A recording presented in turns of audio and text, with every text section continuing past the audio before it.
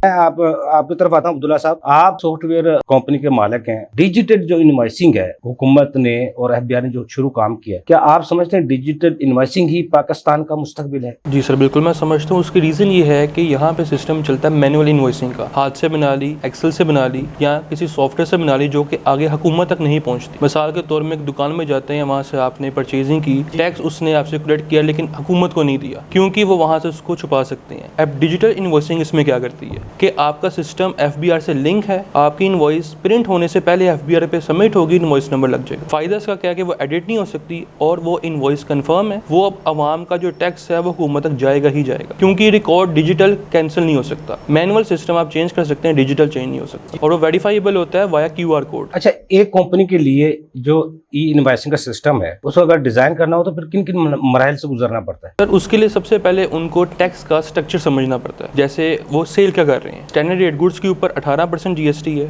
जो कि in out होता है। फिर थर्ड शेड्यूल आइटम्स हैं जिनके ऊपर प्रिंटेड अमाउंट होती है, रिटेल प्राइस होती है, वो कंपनी 100% पे करती है एडवांस में, जबकि उसकी इतनी वैल्यू भी नहीं होती, बट वो पे करते हैं कि कंज्यूमर तक पहुंचते हुए उसका टैक्स ऑलरेडी पे हो जाए। इस तरह के स्ट्रक्चर्स हैं। टोटल 27 से 28 सिनेरियोज एफबीआर ने मुतारिफ करवाए हैं पिछले साल अप्रैल में, जिसके थ्रू डिजिटल इनवॉइसिंग हो रही है। अब उसके अंदर कंपनी ने सबसे पहले सिस्टम रेडी करना है, उसके बाद अपनी एपीआईज के थ्रू एफबीआर से कनेक्ट होना है और उनको डाटा सेंड करना है। अच्छा, ये जो आप सॉफ्टवेयर की बात कर रहे हैं कंपनी की, हुकूमत ने या एफबीआई ने तो सिर्फ 3-4 कंपनी को इजाजत दी है डिजिटल इनवॉइसिंग की। बाकी जो सॉफ्टवेयर कंपनी है जो वो 3-4 है, बाकी फिर वो 3-4 पूरा कर सकते हैं पूरे पाकिस्तान को? सर देखिए, बेसिकली वो जो 3-4 कंपनीज है वो सिर्फ एपीआई प्रोवाइड कर रही है। एपीआई कहते हैं एप्लीकेशन प्रोग्रामिंग इंटरफेस। उसका काम ये होता है कि एक सॉफ्टवेयर दूसरे सॉफ्टवेयर से बात कर सकता है, डाटा ट्रैवल हो सकता है एक स्ट्रक्चर के थ्रू। अब एफबीआर के ऊपर जो उनका अपना लाइसेंस इंटीग्रेटर है वो प्राल है। प्राल 2.5 लाख लोगों का डाटा मैनेज नहीं कर सकता। उसकी रीजन ये है कि प्राल के पास वो रिसोर्सेज भी नहीं है। अभी कुछ दिन पहले भी प्राल की एपीएस डाउन 3 से 4 दिन तक बंद रही है। उस दौरान बिजनेसेस सब बंद रहे हैं क्योंकि इनवॉइस बन नहीं सकती और कंज्यूमर तक जा नहीं सकती। B2B के अंदर जो परचेजर है उस तक इनवॉइस नहीं जाएगी तो वो कैसे उसको यूटिलाइज करेगा? रिटर्न की बात करते हैं, 60-70 लाख जो रिटर्न आती है, तो एफबीआई का जो सिस्टम उसको रिटर्न को ले रहा है, वो बना रहा है, आप समझ उसमें भी फिर गड़बड़ है। अगर प्राल, क्योंकि प्राल पीछे बैकअप तो वही कर देता है, वही सारी चीजें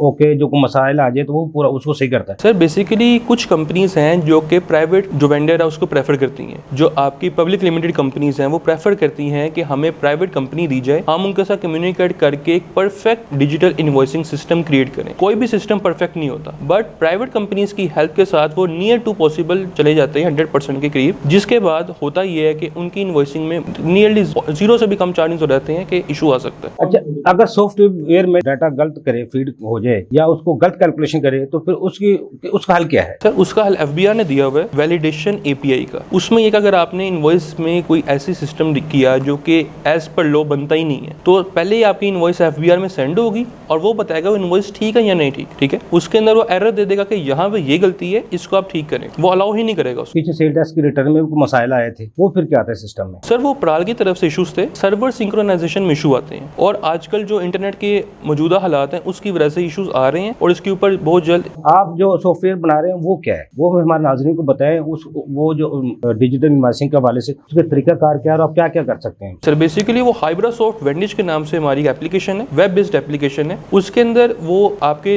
एफबीआर का जो सिस्टम है प्राल का, उसके साथ इंटीग्रेट हो जाती है विद इन मिली सेकेंड। ठीक है, मतलब उसने सिर्फ एक टोकन होता है, एपीआई के अंदर पासवर्ड है, टोकन कहते हैं उसको, जिसके थ्रू एक्सेस कर सकता है उसको। उसके साथ इंटीग्रेट होकर आपकी जो इनवॉइसेज हैं वो बन सकती हैं, लाइव एचएस कोड्स आते हैं, टैक्स के रेट्स आते हैं और तमाम चीजें एफबीआर से आती है जिसके जरिए वो इनवॉइसिंग बना सकता है। सर्विस जो दे रहे हैं सॉफ्टवेयर कहाँ कहाँ पे पाकिस्तान में, आपको असेस कहाँ तक है? सर पूरे पाकिस्तान में। पूरे पाकिस्तान में असेस कर रहे हैं डिजिटल इनवॉइसिंग। आप कंपनी को सिर्फ करवा के दे रहे हैं कि जो आपको सिर्फ ऑर्डर देते हैं या एफबीआर के कहने पे या कंपनी से किसी कहने पे बनाते हैं? सर जो कंपनी चाहे वो हमसे इसकी इंटीग्रेशन करवा सकती है। डिजिटल इनवॉइसिंग के हवाले से सिर्फ काम कर रहे हैं और भी कोई आपकी सर्विसेज हैं? सर हमारी तमाम सर्विसेज हैं, हमारी बिजनेस वेबसाइट्स हैं, ईमेल होस्टिंग पे काम करते हैं, वेब होस्टिंग पे करते हैं, कस्टमाइज सॉफ्टवेयर पे काम करते हैं, ईआरपीस पे काम करते हैं, पीओएस सिस्टम्स, तमाम आईटी के एलिमेंट बिजनेस हम करते हैं। कारोबारी हजरात के लिए, बिजनेसमैन कम्युनिटी के लिए सॉफ्टवेयर कितना जरूरी है? सर उनके लिए वो उतना ही जरूरी है जितना उनके लिए अकाउंटेंट जरूरी है। मिसाल के तौर पे अब अकाउंटेंट होगा, उनको पता होगा बिजनेस में हो क्या रहा है, लेकिन वो चेंज नहीं कर सकते। सॉफ्टवेयर में ये रिकॉर्ड चेंज नहीं हो सकता। उनको एक क्लिक पे पता है कि उनके बिजनेस में हो क्या रहा है, उनको कोई फाइल्स ढूंढनी नहीं पड़ती, उन्होंने चेक करना है कि हो क्या रहा है, क्लिक पे उनके सामने डाटा। सॉफ्टवेयर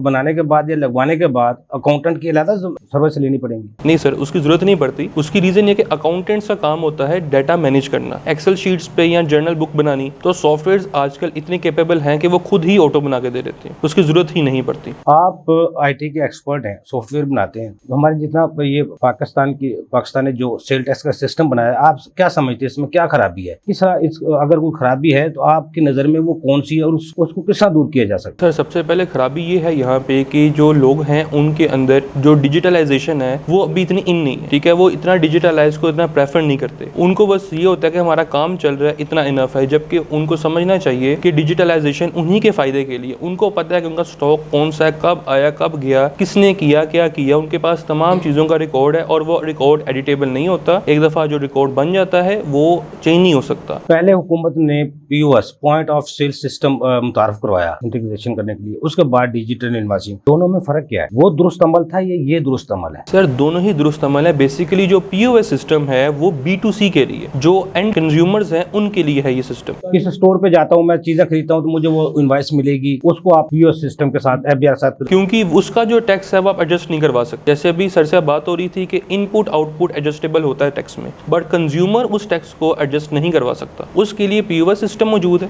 वो एंड कंज्यूमर के लिए होता है और वो 98% टैक्स ही अप्लाई करता है हर एक गुड्स पे। अच्छा अब्दुल्ला भाई, ये आपका डिजिटल इनवॉइसिंग सिस्टम है, इसमें कुछ सिक्योरिटी रिस्क भी है? FBR का सिस्टम हैक हो गया था, वो सबको पता है, तो ये आपको सॉफ्टवेयर भी हैक हो सकता है? जी सर बिल्कुल हो सकता है, चांसेस होते हैं। इस टाइम ऐसी कोई चीज नहीं जो हैक ना हो सके। आवाम की जो प्राइवेसी है, टैक्स पेयर की प्राइवेसी है, इस सॉफ्टवेयर के जरिए, सिस्टम के जरिए लीक हो सकती है, प्राइवेसी जार हो सकता है। सर अगर हैक किया जाए तो फिर पॉसिबल है, लेकिन उसका एक तौर है। हमने उसको इनक्रिप्ट करके रखा हुआ है। अगर कोई इसको ओपन कर भी ले तो वो डाटा इनक्रिप्टेड फॉर्म में होगा, जो कि रीडेबल ही नहीं होगा। डिजिटल इनवॉइसिंग से पहले सिस्टम दुरुस्त था या अब दुरुस्त है? सर अब वाला बेहतर है। पहले क्या होता था, जनवरी में जो चीज सेल होती थी उसकी इनवॉइसेस संभाली जाती थी, फरवरी में आईआरएस पोर्टल में अपलोड होती थी और मार्च में परचेजर को शो होती। 2 माह का डिले था। अब वो नहीं है। अब जो इनवॉइस है रियल टाइम में आईआरएस पोर्टल में अपलोड होती है। अब जो इनवॉइसिंग है वो डुप्लीकेट जो बन रही है, वो क्यों है? उसकी क्या वजह है? सर उसकी रीजन ये है कि बेसिकली जो FBR की API है उसमें फ्लो है। ये API है क्या है? बेसिकली इसको पहले समझाया ना, ये है क्या है? API होती है एप्लीकेशन प्रोग्रामिंग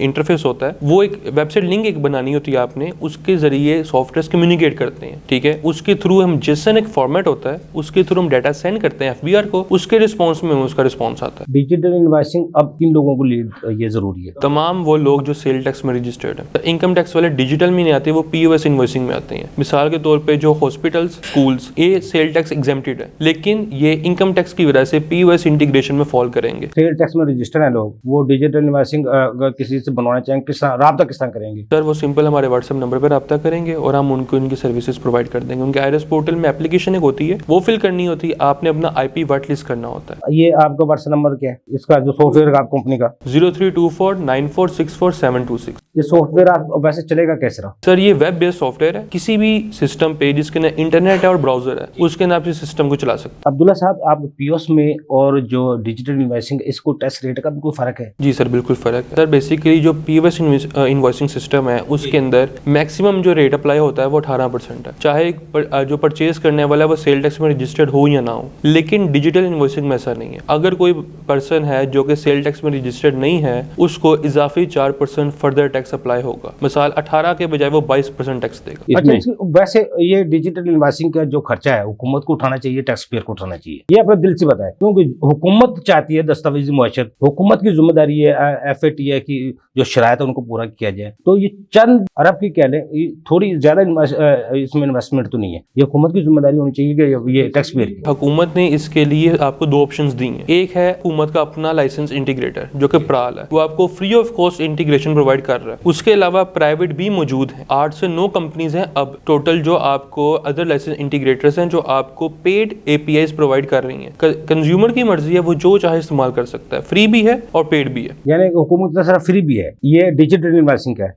और POS का API सिर्फ मौजूद है। सिस्टम उन्होंने अपना लेना है और उसको इंटीग्रेट करना है, क्योंकि सिस्टम उनका अपना है। हर कंपनी, हर एक पर्सन जो है वो डिजिटल तो आएगा, आज नहीं तो कल, क्योंकि जितनी बड़ी अमाउंट्स में बिजनेस हो रहा है वो विदाउट डिजिटल सिस्टम पॉसिबल ही नहीं है। डिजिटल इनवॉइसिंग के लिए जिन लोगों को तैयारी करनी चाहिए उनके लिए क्या पैगाम है जो अभी तक इस पे आए नहीं है? सर, उनके लिए FBI की तरफ से पेनल्टी है जो कि स्टार्ट होती 5 लाख से, उसके बाद 10 लाख, फिर 20, फिर 30 लाख, उसके बाद परमिसेस सील हो जाएंगे। FBI की जो लास्ट डेट थी वो थी 31 दिसंबर। उसके बाद FBI ने नोटिसेस जारी करने शुरू कर दी हैं, लेकिन FBI अभी भी इनको मौका दे रहा है कि वो डिजिटल इनवॉइसिंग के अंदर जो है वो इंटीग्रेट कर लें और अपील के अंदर दे दें, प्रूफ दे दें कि हाँ जी हम कर रहे हैं। जो फिर भी नहीं करेंगे उनको पेनल्टी होगी और उनको वो अमाउंट पे करनी होगी, जो कि भारी जुर्माना है, 5 लाख से स्टार्ट होता है। ये डिजिटल इनवॉइसिंग की प्राइस क्या है? एक इनवॉइस की 10 रुपये या 100 रुपये कितनी पे करनी पड़ती अगर है? आप पेड लेते हैं, अगर आप पेड API लेते हैं किसी और कंपनी से, तो वो आपसे चार्ज करते हैं एक इनवॉइस के 10 रुपए API के ऊपर। लेकिन प्राल आपको free of cost API provide करता है, जिसके जरिए आपने अपने सिस्टम और उनके साथ कनेक्ट होना है, जिसके जरिए डाटा सेंड हो सके। सेल टैक्स में जो अब रजिस्टर्ड पर्सन है उनको ये डिजिटल इनवॉइसिंग पे आने के लिए जो नहीं आ सके अभी तक, उनके लिए क्या पैगाम? सर, उनके लिए यही पैगाम है कि वो अपना IRS पोर्टल ओपन करें, रजिस्ट्रेशन करें और किसी भी IT कंपनी से इस सिस्टम को हासिल करें और पेनल्टी से बचें और अपने सिस्टम को कंप्लाइंट करें FBR के रूल्स के साथ। अब्दुल्ला शफाका साहब, आपको बहुत शुक्रिया। नाज़रीन, हमारे एक्सपर्ट की आपने गुफ्तगू सुनी। टेक्नोलॉजी वक्त की जरूरत है, लेकिन टेक्नोलॉजी के साथ साथ लोगों को जो एतमाद है वो भी बहुत जरूरी है। अगर टैक्स रेवेन्यू बढ़ाना है और टैक्स चोरी को खत्म करना है तो आप सेल टैक्स को सिंगल डिजिट पे लाएं, इनपुट आउटपुट को खत्म करें, तो बहुत सी चीजें आपकी वैसी हल हो जाएंगी। अगले प्रोग्राम तक के लिए अफजल को इजाजत दीजिए। अल्लाह हाफ़िज़। पाकिस्तान जिंदाबाद। देखिए प्रोग्राम टैक्स और अवाम अफजल अयूबी के साथ।